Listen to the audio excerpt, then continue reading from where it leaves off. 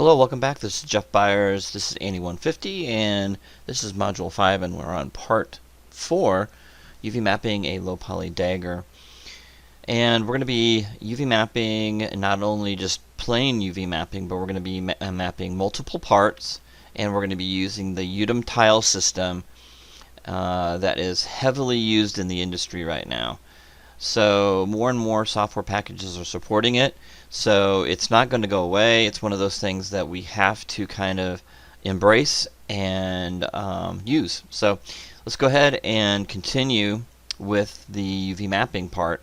Now we basically have what we had in the last part 3 is that we've UV mapped everything and we have set texel density. So there's a lot of things that we talked about in the UV toolkit to use. So I'll kind of go over those real quick again. Okay. So under transform we have rotate, so we can and we learned how to right click over the object and click on UV shell. Now the reason why I'm seeing everything is because I highlighted everything. This is the key to doing multiple objects. Now even though this is just one object, this is multiple parts. So you can UV map multiple parts separately.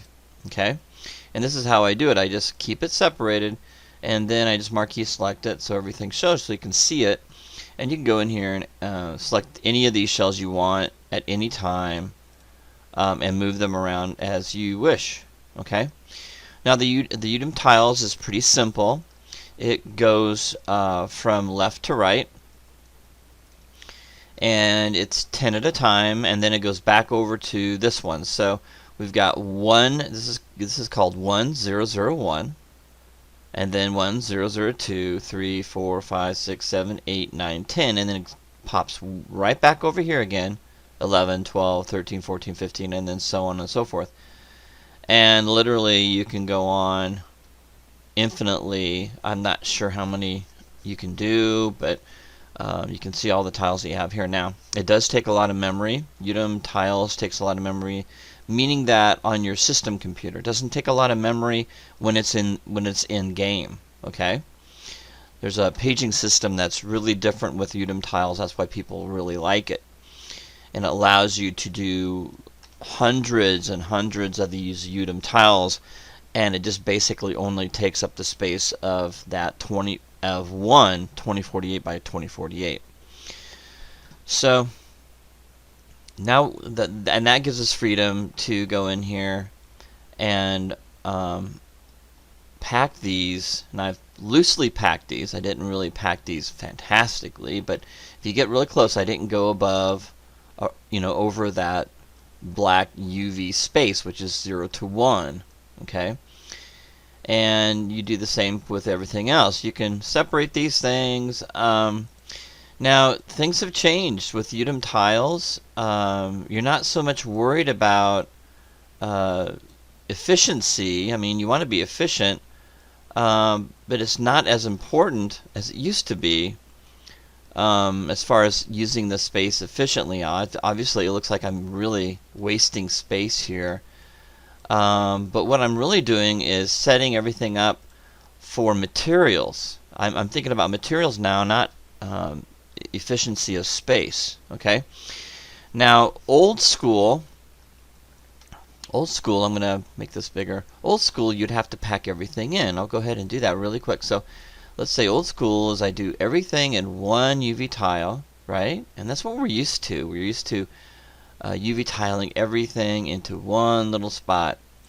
In a way, people used to think that was the most efficient way, and then of course you get really good at packing these and just getting everything just perfect.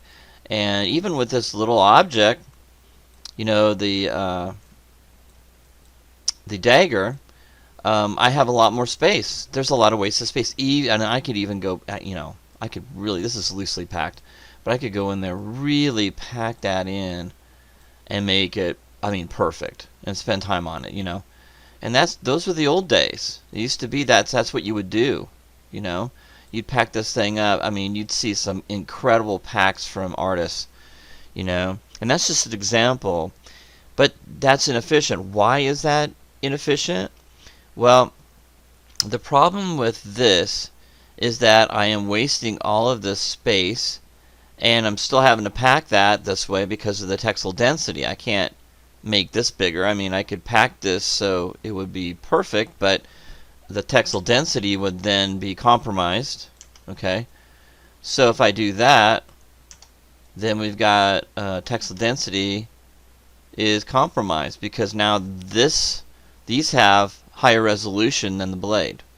Okay, and that'll look weird. Okay, especially if you get real lopsided. And I'm still wasting space. Okay. Now, so the whole idea was I would have to bring this up to 4096 to get even a half the resolution I'm going to be getting. Okay, so I'm going to Control Z back. So the idea was with Udem tiles is that resolution and packing is no longer an issue. Okay, and because of the paging system, they're able to take all of these. Like I could go in here, and the only thing that's really holding me back is the size of that blade. If I cut that blade in half, I could really make this efficient. But right now, I'm not too worried about it. I'm going to have 2048 by 2048 for each one of these, when before I could only do 2048 for the whole bunch of them. Okay? All right.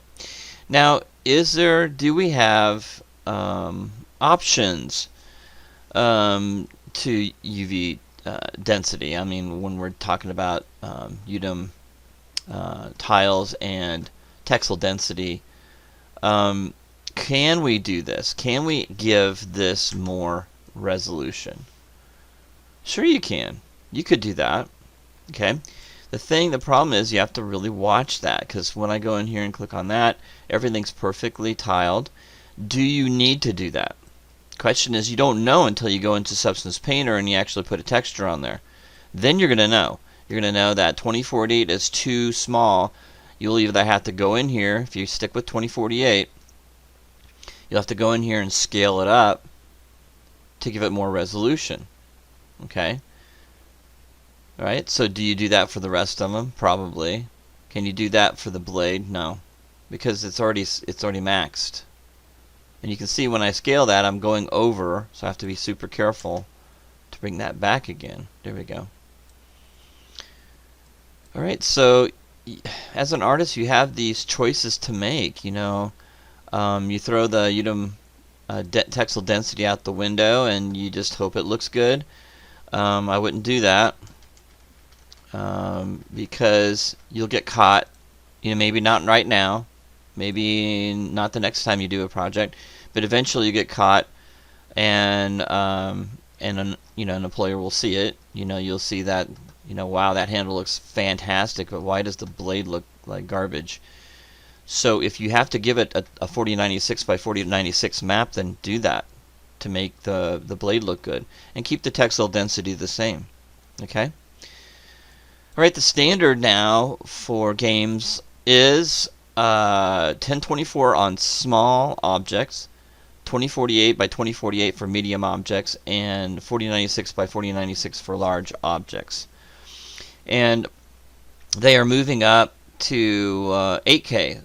So they're moving on from 4K to 8K, and then we've got 16K as the upper end. I don't know any games that are using 16K, but anyway, those are things that I need to let you know, that things are moving that direction. Okay. All right. So with that said, I'm ready to go. I mean, I got it the way I want it. I'm going to go to UV shell and just kind of maybe move things around. You know, not much I can do here. Textile density is exact, and I'm happy with that. I could probably move the sword sideways, and we could probably do that. Maybe give us more. So let's rotate that if we want to. You see, we can get a little more out of it.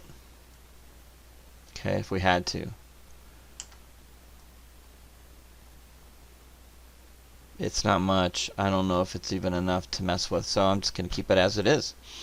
So those are things you can think about. Okay.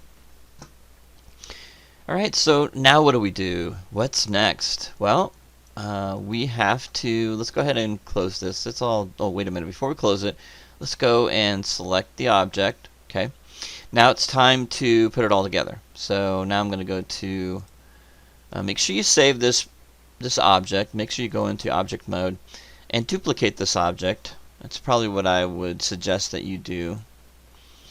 And we'll just duplicate it. So Control D and put it in a new layer. And call this Dagger Low Poly Tri, T-R-I, in all caps. And save that. Alright, so I'm going to turn this one off. And this one is off and on. And I'm going to combine this. So this Dagger Low Poly Tri will be combined. Right, so we'll combine it. Okay, we're going to go and center pivot and delete by type history. Okay, so delete by type history and freeze transformations. I'm sorry. And when we're done, you can see that it's all combined. Let's go back into our. This is my toolkit, UV toolkit, and then here's my object here. There we go. So here's my UDIM tiles, so you can see it. If it doesn't update right away, you can close and open up the UV editor again. It's probably a good idea for me to do that. UV editor sometimes is a little finicky, and so if you see that it's getting stuck, just click off of it and click on it. And if you notice that it's gone, disappeared, close it and reopen it. That will help for sure.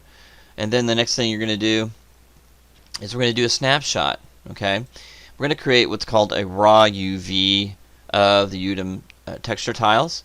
So I'm going to go into the snapshot.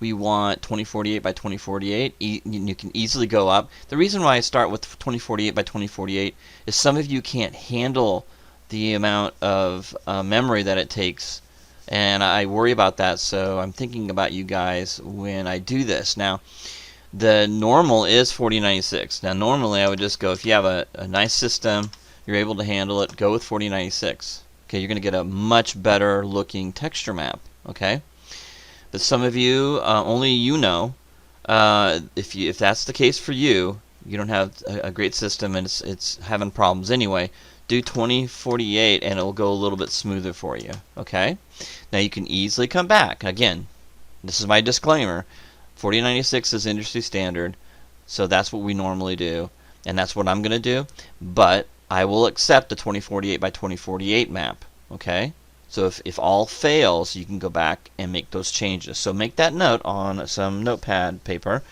2048 is fine. Okay, you do need to do, I'm going to do a Targa. Usually Targa is a normal map for, that's what they normally use for Unreal 4. So you can do Target. You can also do PNG. PNG will not go into a game engine, but it will go into other aspects, areas. So I'm just going to use Targa. That's pretty much standard Targa. And then this part here, so U means how many tiles across. Okay, so U is horizontal, V is vertical, right? So we're gonna take those tiles. We need 4. Okay. So we have 4 tiles, 1, 2, 3, 4. And now we're going to tell it where to go. So we got everything set up. I'm going to set this up to 4096, okay? Now just remember, you can do a lower value, 2048 if you need to. Okay? That's up to you. And then in Browse, I'm going to make sure that I save it to the right directory. Okay? So I really want it to go to Source Images. That's where I really want this to go. Okay? So I click on Source Images here. And what is the file name? Well, let's name it, I'm going to put J Byers, okay, first thing. And then Dagger, okay. And then UV underscore TX, okay. Alright, so this is going to generate a raw texture file. Okay, so I'm going to save that and I'll show you what it looks like.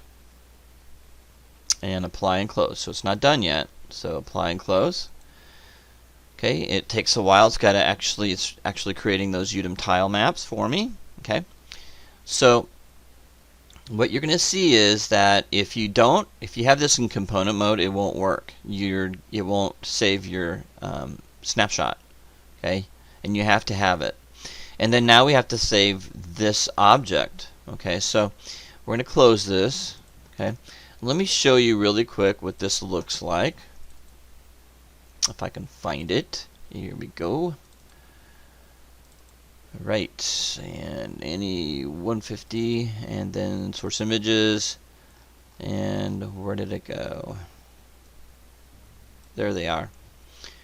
So it says right here, UV1 1, UV2 1, UV3 1, UV4 1. Okay, so if I double click on this, hopefully open, yeah, there it'll open Photoshop for us. It will pull up, and you'll be able to see it. And I'll show you what it looks like. So you're not. And you're going to be turning this in. You need to turn in these files. It takes a while to go through the process. There it is. So you can see there's the blade. Let me go Window, View, Fit on Screen. So there it is. There's the outline. There's the UVs. Back in the day, you would take this and you would paint over top of it and add textures to it and all that stuff. And you know, that's kind of the thing of the past now. Very few people. The only time I use Photoshop when I'm done with my Painter substance files is I bring them in here and tweak them out and mess with them and make them look better. It's kind of like Maya. When you render something out, you can still make it look better, right? So the same thing with Substance Painter. Your textures look okay when they come out, but I always go in there and tweak them and, you know, make some color adjustments and just, you know, just stuff you need to do. So I'm going to go ahead and close that. So now you know what that looks like. Let's go back into our file here. Alright, so we're done. What we need to do is, since that is completely done, we need to save this file, save scene as, and yeah, let's go ahead and go in here. And I'm going to kind of make a description, texture, or actually put UV and then texture TX. So let me know that this is where we started the UV and texturing process for the Dagger. So I'm going to go ahead and save that. Okay, what's the next step? Well, this is our Dagger low poly try. Okay, so now we got to select it, and we're almost done. We just got to go and do a couple things. Let's go in here and hold down the space bar, go to Mesh, and go to Triangulate. Okay, all right. So triangulate your mesh. Okay, that'll basically unitize everything, and then Substance Painter will accept it. Okay, and then what we need to do is clean it all up again. We can center pivot, we can delete by type history, and we can freeze transformations. And now we can go to File, Export Selection, so we don't forget.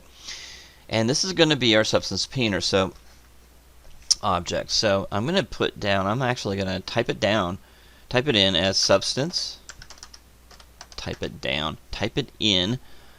So let's do this a little bit. Sub underscore painter low poly. Let's actually put Dagger in here first. Painter Dagger low poly. Okay, so Substance Painter Dagger low poly. So I know that's different than anything that I've done so far, and we don't want it to be a my binary. We want it to be an OBJ. So let's find OBJ down in this. Scroll down in here, OBJ. There we go. So Sub Painter Dagger low poly. So I named it something different than what I've been doing, so I don't make a mistake. I might even put Tri in here to know that is the triangulated. There we go, triangulated low poly. Okay, perfect. Awesome, so that's great. So export selection. Alright, so it's all done. That's your low poly Dagger. And what we're going to do in the next video is we're going to move on to UV mapping the battle axe. Okay, I'll see you in that next part.